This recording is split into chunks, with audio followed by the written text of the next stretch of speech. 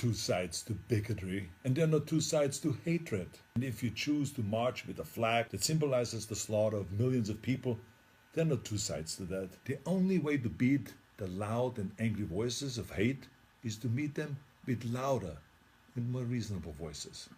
And that includes you, President Trump. In fact, as president of this great country, you have a moral responsibility to send an unequivocal message that you won't stand for hate and racism.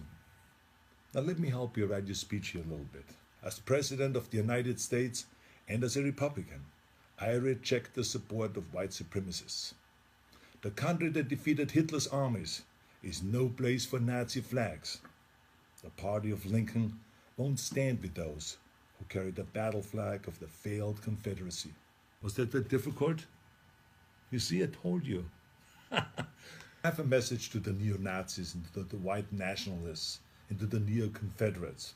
Let me be just as blunt as possible. You heroes are losers. You're supporting a lost cause. And believe me, I know the original Nazis. I was born in Austria in 1947, shortly after the Second World War.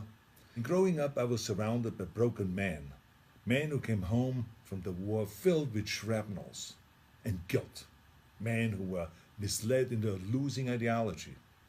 And I can tell you that these ghosts that you idolize spent the rest of their lives living in shame. And right now, they're resting in hell. I know that you weren't born with these hateful views. No one is. But the truth is, it's never too late to make the choices, to learn and to evolve, and to understand that all human beings have equal value. If you say, Arnold, hey, I was just at the march, don't call me a Nazi, I have nothing to do with Nazis at all. Let me help you. Don't hang around people who carry Nazi flags, give Nazi salutes, or shout Nazi slogans. Go home. Or better yet, tell them that they're wrong to celebrate an ideology that murdered millions of people. And then go home. You're so lucky to live in a country that gives you every right to say horrible things. But think about how you could actually use that power for something good. Those of you who have been silent, you must also evolve. I have learned a long time ago that the only way we can really eliminate hatred is to face it head on. This is not always comfortable, of course, but stereotypes about racism, religion, gender, anything else, they're like cancer.